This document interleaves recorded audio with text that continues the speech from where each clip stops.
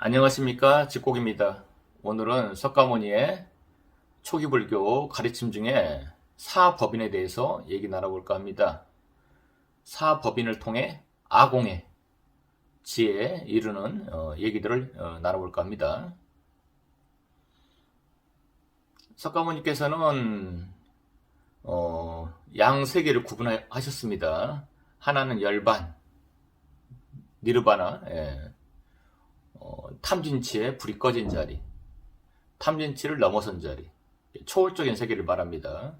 열반을 얘기하시고 탐진치의 메인, 그러니까 개체성을 지니고 살아가는 중생들한테 그때 그 불러일으키는 마음들이 탐욕, 성냄, 무지가 반복적으로 순환하면서 사람을 더 어리석게 만든다. 이 세계가 있고 또 그 너머에 열반의 세계가 있다. 이렇게 양 세계를 구분하시고 니르바나의 열반에 도달해라. 탐진치를 내려놓고 그래서 이제 석가모니께서 깨어나시고 성도하시고 열반 자리에서 오온의 세계를 바라보면서 오온의 세계를 정리하신 거죠. 그래서 한 세계는 네 가지 법에 대한 인가이기 때문에 한 세계에 대해서는 열반은 적정하다. 열반은 고요하고 청정하다. 내 안에 그런 세계가 있다. 왜냐하면 애고성에 오온의 세계에 물들지 않았으니까요. 반면 오온의 세계, 애고성이 어떤 개체성이 있는 세계에 대해서는 재행무상, 재범무와 일체계고로 정의하셨습니다. 재행무상부터 살펴보자면은 무상하죠. 항상됨이 없는 세계. 계속 시시각각으로 변해가잖아요. 시간성, 공간성이 있다는 것은 시간은 과거, 현재, 미래를 낳습니다.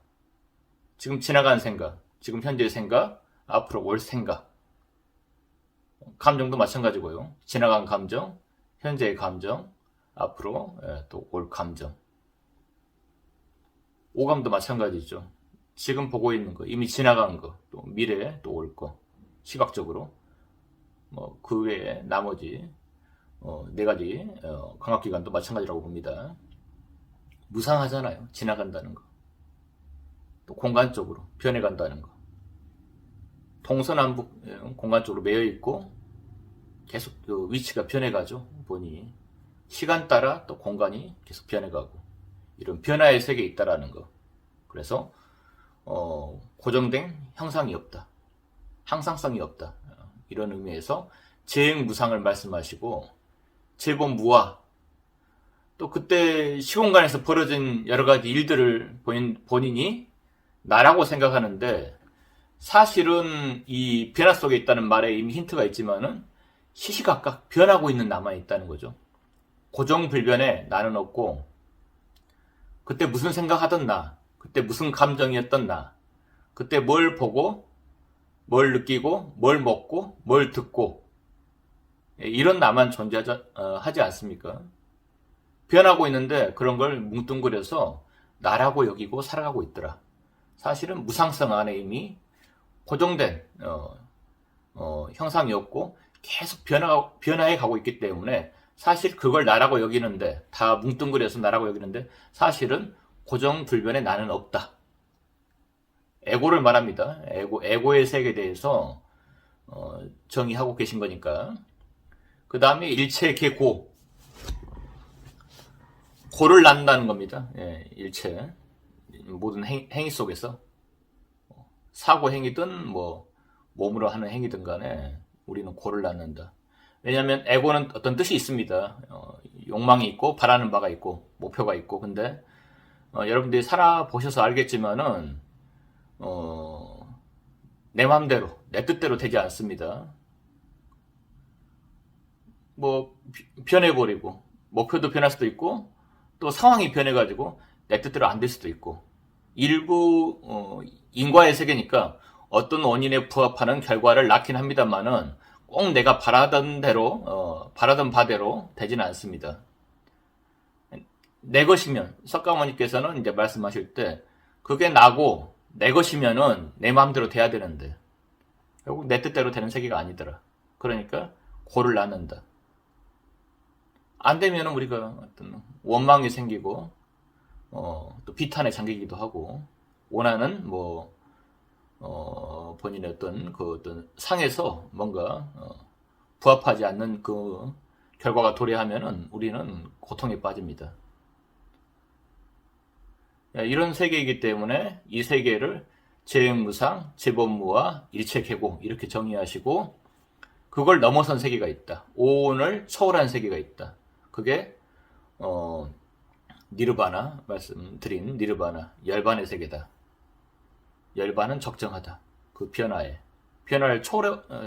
시공간의 변화를 초월해 버렸기 때문에 그 변화에 구애받지 않는 자리가 있다. 내 안에 밝게 빛나는 의식, 영원한 의식, 초월적인 의식이 내 안에 존재한다.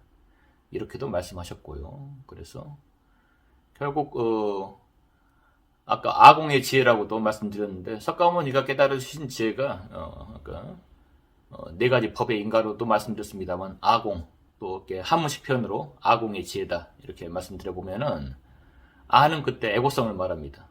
아가 뒤에 공은 이제 그 빌공자인데 그 공은 이제 공성의 대승불교에서 말하는 공성이나 참나의 어떤 그런 걸 얘기하는 게 아니고 너가 알고 있던 아라는 게 애고성이라는 게 사실은 실상이 없더라. 뭐 하나 나나 내 것이라고 말할 수 있는 실상이 없고 사실은 텅 비었더라. 무상이나 무아 생각하시면 되겠습니다. 예.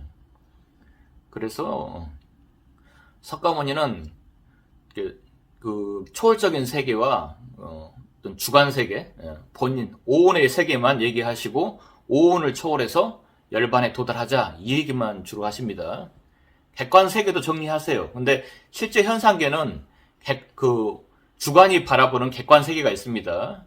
그래서 이제 오온에 또 상응하는 육근이라고 안, 이, 비, 설, 신, 의 오온은 색, 수, 상, 행식 이렇게 있지 않습니까? 안, 눈이죠. 이, 귀, 비, 코, 설,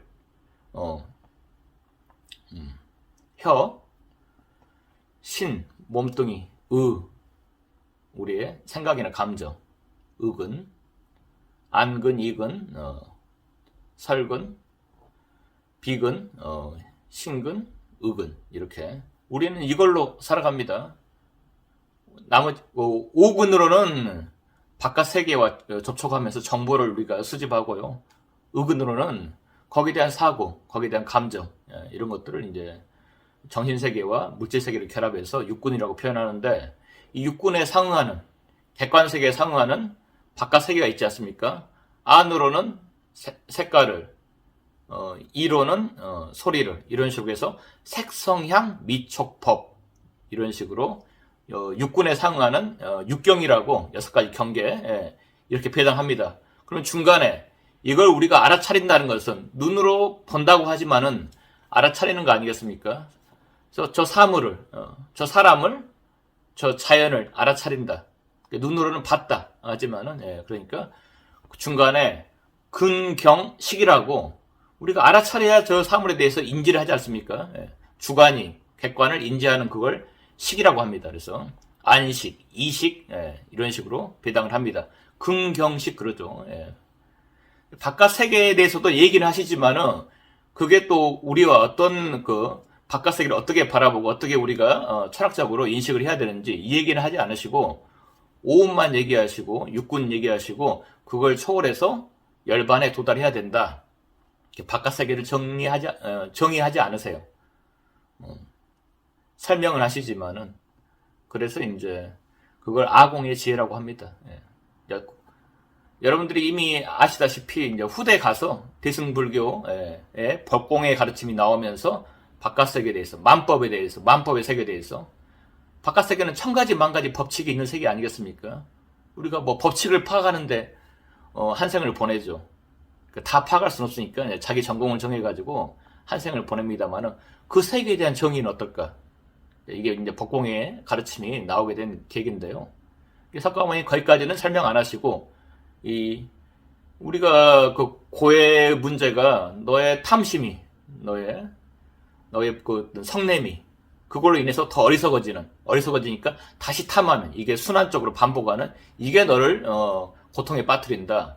그러니까 너의 고를 해결해 줄게. 그러니까 이걸 내려놓고 이걸 석가모니 표현으로는 싫어하거나 오운을 싫어해요. 예, 아니면 혐오하거나, 그래서 떠나서 피한 열반에 도달해라. 그래서 바깥 세계는 또 한편으로는 석가모니께서는 대승불교에서는 참나의 공성의 나툼으로 봤습니다만은 석가모니께서는 악의 것, 악마의 것, 왜냐하면 탐진치를 불러일으키니까, 예, 그 삼독으로부터 벗어나서 열반에 도달해라. 이게 초기 불교의 가르침이셨고, 그래서 양세계를 정의하기를 이제 사법인으로 다시 돌아와서, 예, 하나는 열반 적정, 하나는 그 세계에 대한 정의는 세 가지로 재행무상, 재범무와 일체계고 이렇게 정의하셨다. 그래서 여러분들이 이 세계를 진짜 석가모니가 그 말씀하신 대로 이게 진리라면은 한번 내려놔 보시고, 이걸 혐오하고 싫어해서, 아니면 이제 그때 석가모니의 이제 그 가르침이셨다면 그 방법이, 예, 지금은 이제 그걸 내려놓고 비우고 멈추고 무하시고 한번 초월적인 세계를 만나보시라. 과연 그 자리는 탐진치가 없는지. 그러면 열반에 도달하신 게 맞지 않겠습니까? 그 상태에 머물러 보시고 안주해 보시고, 그 자리에서 정은 반드시 해를 낳는다고 그랬으니까 그 자리에서 다시 내 주관을 바라봤더니, 예, 주관에 실체가 있는지를 관찰하시면 이제 고전에 나와 있는 어떤 성인의 가르침인, 예, 그걸 따라 해보므로써 이런 방식으로 석가모니께서는 열반에 도달했겠구나. 나도 도달하면은 고전을 이제, 예, 책으로만 보는 게 아니라 몸으로 체득하신 거죠. 이게 이제 고전 읽기의 진수가 아닌가, 예, 생각해 봅니다.